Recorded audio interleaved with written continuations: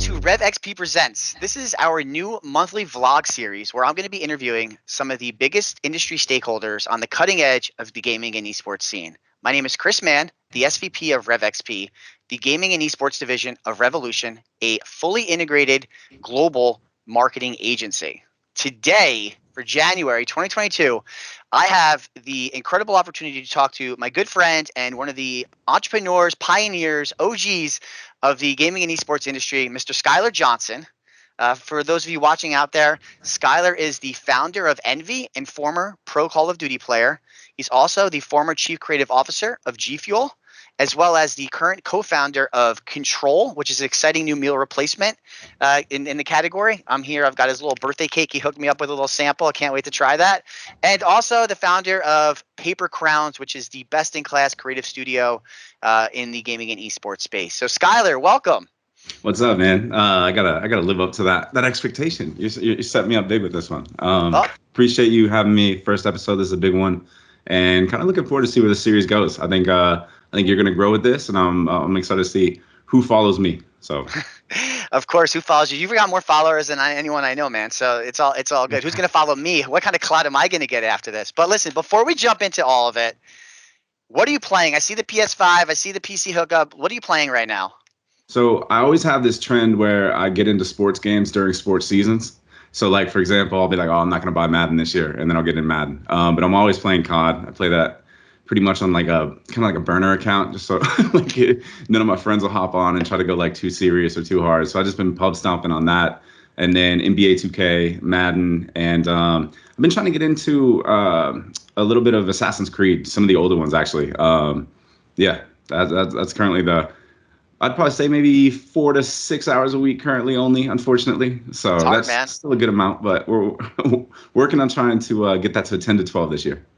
It's hard. I can feel it, like having a family, working, like doing all the stuff that we do and collaborate on. It's hard to play any games, man. So the fact that you're able to get into some of those great titles, that's amazing.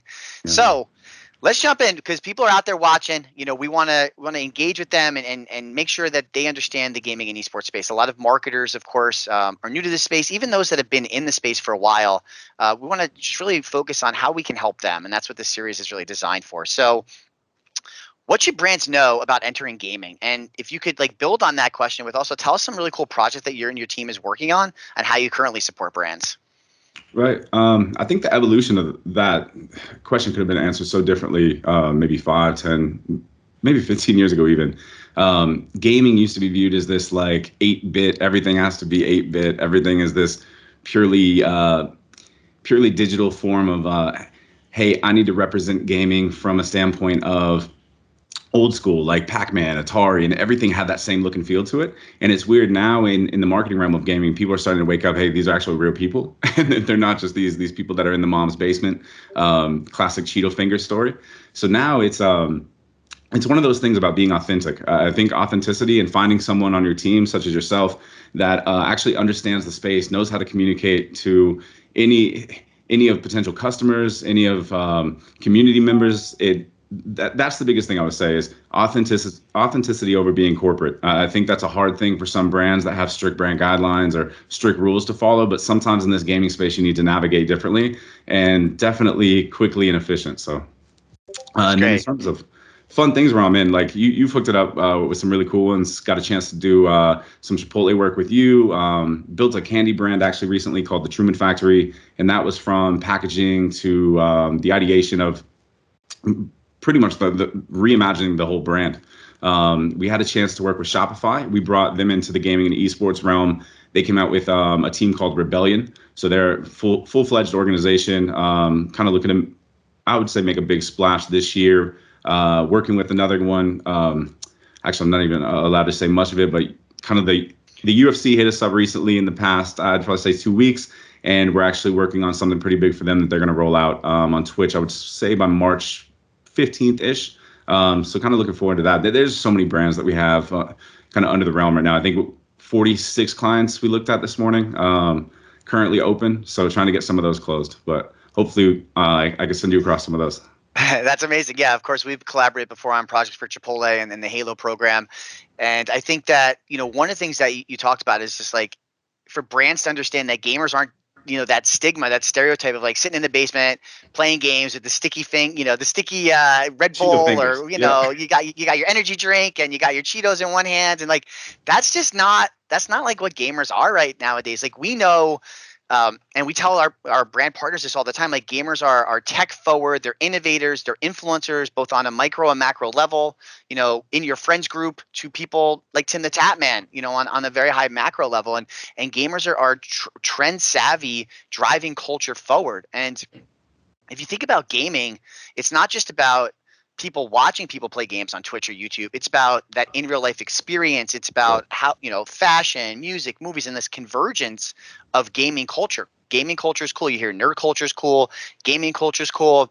You've seen it with the effect of, with Netflix on shows like Arcane being #1, or what the impact that Queen's Gambit had on chess, online chess, viewership of chess. And so gaming is culture these days. And that stereotype is really important. And to reach them, to be authentic, if we could use that word, which everyone kind of laughs about in the space because you have to be authentic in everything, but it's true. You don't just have to target them on them playing games. It's across everything that they do, which is going outside, hanging out with their friends. Like maybe they do play, sports, maybe they don't. It's going to places and where they engage with each other, whether it's online through places like Discord or in person, and making sure that you're speaking to them and adding value to what their gaming experience is. So true. Even the Queen's Gambit situation, right? Right as that situation popped off and everyone was talking about it, you notice how there's 3 gaming orgs that went out and signed actual professional chess players or people who stream chess, et cetera. So that the trickle down effect on how everything works inside the gaming community is very interesting.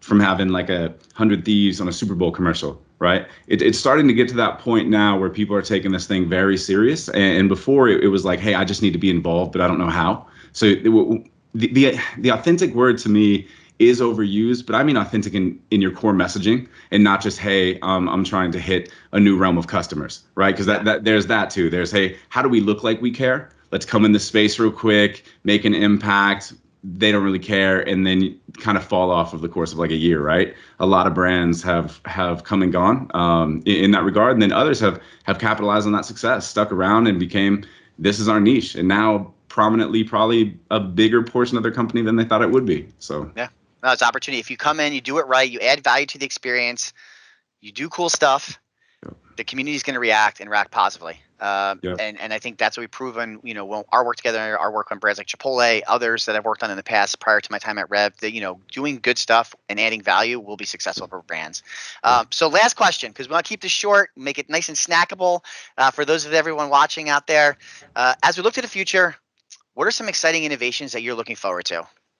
I think the digital integration from in-stream activations is something I've leaned heavily on.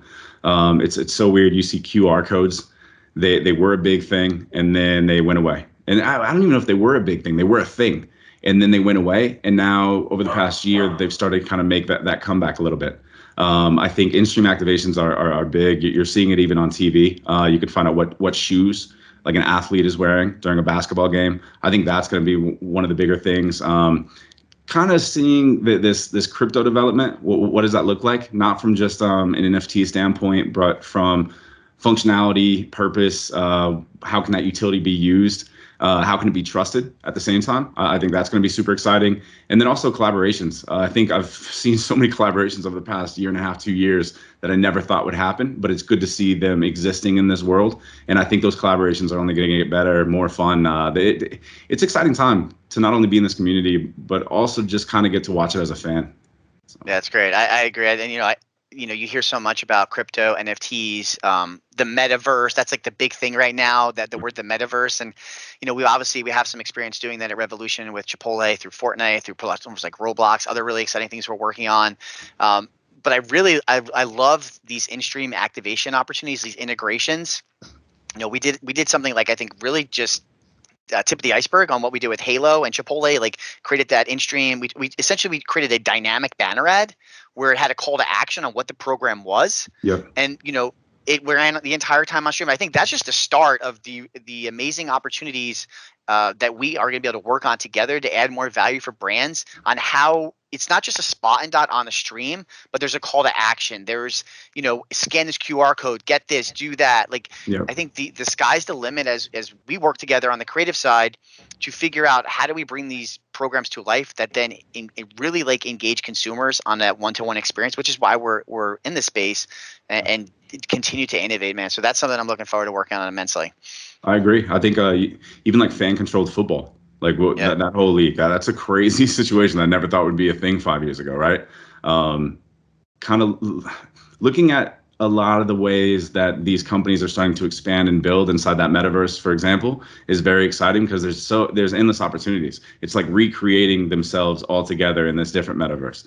I am excited to see whoever the competitor to this metaverse is, though, right? Like we're all talking about like one entity right now, this singularity, this metaverse example, but there is going to be something else that comes that won't be called metaverse, but will be a digital way to live, right?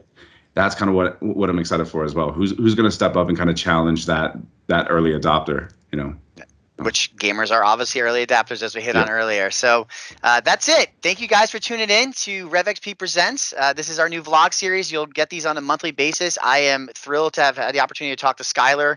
Again, thank you very much for joining me. You're obviously very busy with all the companies you're running, and I appreciate your time and the insights that you were able to drop for those that watched. If people want to follow you, where could they follow you? Your Skyler companies Johnson. and you. Yeah, Skyler Johnson, everything, Paper Crowns and Drink Control. That would be it.